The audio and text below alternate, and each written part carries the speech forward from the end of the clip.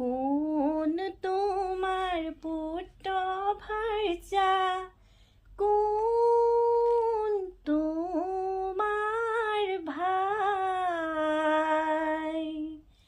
ভাবি চালে মনায় আপোন কোনো নাই। অকলশৰে অহা যোৱা জনমে মৰণে, অকাৰণে বন্দী হৈলো মিছা মৰমেৰে। পুত্ৰ ভাৰ্যাই সদায়